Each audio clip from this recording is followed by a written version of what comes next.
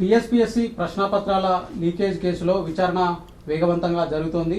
ఇప్పటికే టీఎస్పీఎస్సీ సెక్రటరీతో పాటు టీఎస్పీఎస్సీకి సంబంధించినటువంటి కమిషన్ మెంబర్ని కూడా సిట్ అధికారులు విచారించారు. ఈ నేపథ్యంలో ప్రశ్నపత్రాల లీకేజీకి ఈ కమిషన్ ఎంతమేర బాధ్యత వహించాల్సి ఉంటుంది, అసలు ఈ యూపీఎస్సీతో దీనికి ఉన్నటువంటి తేడా ఏంటి తెలుసుకునేటువంటి ప్రయత్నం చేద్దాం. మనతో మాట్లాడడానికి ఉన్నారు అడ్వకేట్స్ అసోసియేషన్ ఔరా founder and president Rajesh Kumar గారు. ఒకసారి మాట్లాడదాం. రాజేష్ కుమార్ గారు చెప్పండి, యాక్చువల్గా అసలు ఈ కమిషన్కు కానివ్వండి, ఈ పీసీస్ కానివ్వండి, తేడా ఏంటి? రెండు ఒకటేనా? ఇవి ఎట్లా ఏర్పడతాయి? యాక్చువల్ 100% అండి. ప్రజెంట్గా తెలంగాణలో ఉన్న ట్రెండ్ టీఎస్పీఎస్సీ పేపర్ లీకేజు. ఇంతకుముందు one of the MLC enforcement directorate ఈ రెండు విషయాల్లో లీగల్గా చాలామంది, ఈవెన్ ఎన్ఫోర్స్మెంట్ డైరెక్టరేట్లో కూడా చాలామంది legal senior advocates and including junior advocates కూడా వెరీ బిజీగా ఉన్నారు. ప్లస్ ఇంకొక ఇష్యూ టీఎస్పీఎస్సీ పేపర్ లీకేజ్. మీరు అడిగిన క్వశ్చన్కి union public service commission, state public service commission యొక్క తేడా ఏంటంటే, union public service commission all India services like IAS, IPS, IRS, forest service లాంటి రిక్రూట్మెంట్ చేస్తుంది. With respect to the union government level, union అడ్మినిస్ట్రేటివ్కి సంబంధించిన పోస్టులు దాన్ని మాత్రమే రిక్రూట్ చేస్తుంది. లైక్ సైంటిస్టులు, గ్రూప్ డి సైంటిస్టులు, జియాలజీ సైంటిస్టులు, వీళ్ళన్నింటి కూడా ప్లస్ ఫారెన్ సర్వీస్ వీళ్ళన్నింటి కూడా రిక్రూట్ చేస్తుంది. స్టేట్ సర్వీస్ కమిషన్ వచ్చేసి ఎక్కువగా స్టేట్ రెవెన్యూ జనరేషన్ ఎక్కువగా ఆధారపడి ఉంటుంది. రెవెన్యూ జనరేషన్ మీద స్టేట్ గవర్నమెంట్ అడ్మినిస్ట్రేటివ్ సిస్టమ్ అనేది ఆధారపడి ఉంటుంది. రెవెన్యూ జనరేషన్ అంటే లైక్ జాయింట్ కలెక్టర్ కానీ, డిప్యూటీ కలెక్టర్ కానీ, how to extract the revenue, commercial tax system, revenue system, దాని మీద స్టేట్ పబ్లిక్ సర్వీస్ కమిషన్ ఎక్కువగా రిక్రూట్మెంట్ చేస్తున్నాడు. అంటే స్టేట్కి కావాల్సిన అడ్మినిస్ట్రేటివ్ రిక్వైర్మెంట్ని టీఎస్పీఎస్సీ రిక్వైర్మెంట్ చేస్తుంది అనమాట. అంటే యూనియన్ గవర్నమెంట్ సంబంధించిన ఉద్యోగులు, స్టేట్ గవర్నమెంట్ ఉద్యోగులు అండ్ స్టేట్ గవర్నమెంట్ ఉద్యోగులు with the help of president of India. అంటే ఏంటి, ప్రెసిడెంట్ ఆఫ్ ఇండియా కన్సర్న్ తీసుకొని ఒక state government public service commission ఇంకొక స్టేట్ గవర్నమెంట్ వాళ్ళని కూడా రిక్రూట్ చేసుకోవచ్చు with some kind of joint, దాన్ని జాయింట్ పబ్లిక్ సర్వీస్ కమిషన్ అని కూడా అంటారనమాట. ఈ కమిషన్లకు సంబంధించి ఎవరు వీటిని ఏర్పాటు చేస్తుంటారు? ఇందులో మెంబర్స్ ఎవరెవరుగా ఉండేటువంటి అవకాశాలు? ఎస్, వెరీ గుడ్ క్వశ్చన్ అండి. As per the Indian constitution, union public service commission వచ్చేసి ప్రెసిడెంట్ ఆఫ్ ఇండియా అపాయింట్ చేస్తారండి. Okay, state public service commission వచ్చేసి గవర్నర్ ఆఫ్ స్టేట్ అపాయింట్ చేస్తారు. కానీ వీళ్ళని రిమూవ్ చేయాలి అంటే again president of India concern అనేది తప్పనిసరి. అపాయింట్మెంట్ వరకు వచ్చే వరకు మాత్రమే గవర్నర్ యొక్క ఈ రోలు. కానీ దాన్ని రిమూవ్ చేయాల్సిన పరిస్థితుల్లో వచ్చేసి ప్రెసిడెంట్ యొక్క కన్సర్న్, ప్రెసిడెంట్ యొక్క ఇన్వాల్వ్మెంట్ అనేది ఉందన్నమాట as per the Indian constitution.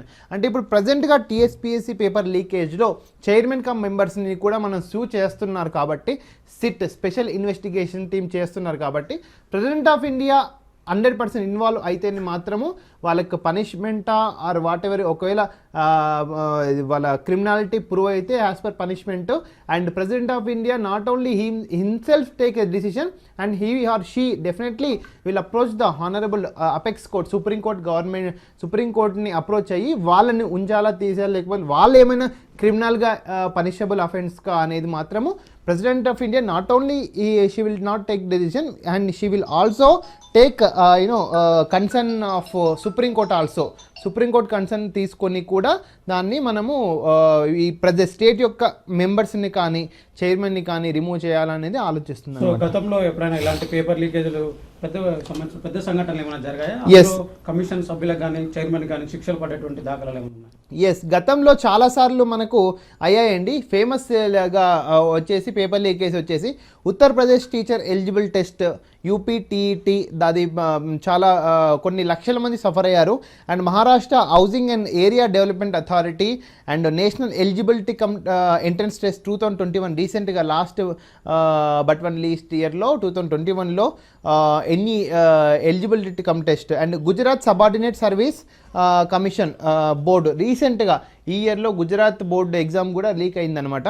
But ఇక్కడ ఇంట్రెస్టింగ్ క్వశ్చన్ ఏంటంటే, ఇవన్నీ కూడా ఈచ్ అండ్ ఎవ్రీ స్టేట్లో రిపీట్ అవుతున్నాయి. కానీ Gujarat state has come forward to కల్ ఆల్ దీస్ పేపర్ లీకేజెస్. రీసెంట్గా గుజరాత్ ఒక బిల్ని పాస్ చేయడానికి ట్రై చేస్తుంది అనమాట. Gujarat public examination prevention of unfair means bill 2023 this ఇయరే. ఓకే, దీంట్లో ఏంటంటే ఎవరైనా అంటే ఏంటి పేపర్ లీకేజీకి సంబంధించింది ప్రత్యేక చట్టాన్ని గుజరాత్ స్టేట్ తీసుకొస్తుంది అనమాట. ఎవరైనా స్టూడెంట్ అయినా సరే, ఎంప్లాయీ అయినా సరే, ఆఫీసర్ అయినా సరే, including any of them, okay, public service commission chairman అయినా సరే, మెంబర్ అయినా సరే, పేపర్ లీకేజీకి పాల్పడితే మాత్రము 1 కోటి రూపాయల జరిమానా ప్లస్ 10 సంవత్సరాల కఠిన కారాగార శిక్షకు బిల్లు ప్రపోజ్ చేసిందనమాట. I hope the act will definitely pass in the Gujarat.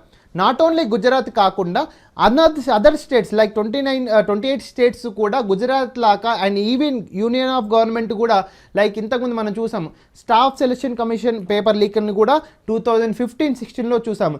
So ఇట్లాంటి కఠినతరమైన చట్టాలు తీసుకొస్తే డెఫినెట్లీ ముద్దాయిలు డెఫినెట్గా ఇట్లాంటి ఆలోచనే రారు.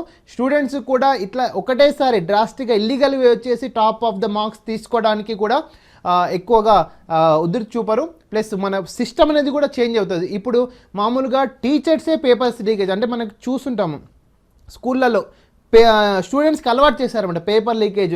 నాకు ఇంత అంటే some other kind of monetary benefits expect చేసి టీచర్ విల్ ఆ టైప్ ఆఫ్ ఎన్విరాన్మెంట్ కూడా కంప్లీట్గా తొలగిపోతుంది అన్నమాట ఇట్లాంటి కఠినతరమైన చట్టాలు వస్తాయి. ఓకే, ఇప్పుడు మా టీఎస్పీఎస్సీకి సంబంధించి అంటే పేపర్ లీకేజ్లో చైర్మన్ కానివ్వండి, సభ్యులది కానీ ఎవరి పాత్ర కూడా లేకున్నా కూడా వాళ్ళు ఎంత మేరకు బాధ్యత వహించాల్సి ఉంటుంది, వాళ్ళ మీద ఏమైనా అరెస్టులు కానివ్వండి, విచారణ కానీ జరిగేటువంటి అవకాశాలు?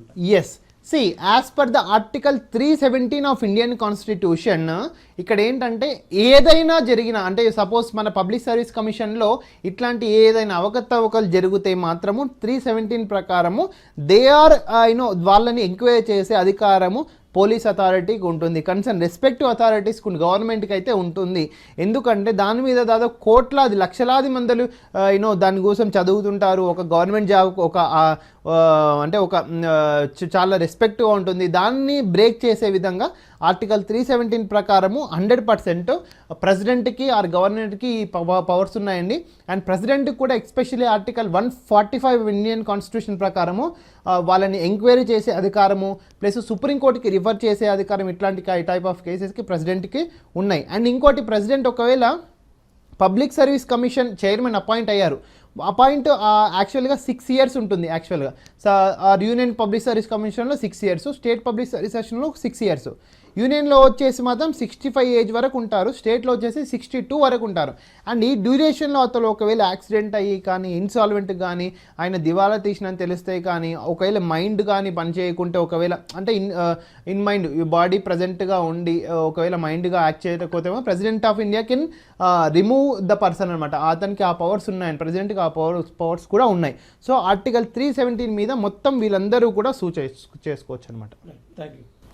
సో ఇది ఓవరాల్గా చూసుకున్నట్లయితే ఈ పేపర్ లీకేజ్ల అంశంలో ఇలాంటివి దేశవ్యాప్తంగా కూడా చాలా జరుగుతున్నాయని రాజేష్ కుమార్ అయితే అభిప్రాయపడుతున్నారు. ఈ పేపర్ లీకేజ్లను అరికట్టడానికి గుజరాత్ ప్రభుత్వం ప్రత్యేకమైనటువంటి చట్టాన్ని కూడా తీసుకొస్తున్నటువంటి విషయాన్ని ఆయన అయితే చెప్తూ ఉన్నారు. ఇక ఇలాంటి పేపర్ లీకేజ్ జరిగినప్పుడు ఆ పబ్లిక్ కమిషన్ సంబంధించినటువంటి చైర్మన్ కానివ్వండి, మెంబర్స్ను కానివ్వండి, వాళ్ళని తొలగించేటువంటి అధికారం ప్రెసిడెంట్ ఆఫ్ ఇండియాకి మాత్రమే ఉందన్నటువంటి విషయాన్ని కూడా ఆయన అయితే చాలా స్పష్టంగా చెప్తున్నారు.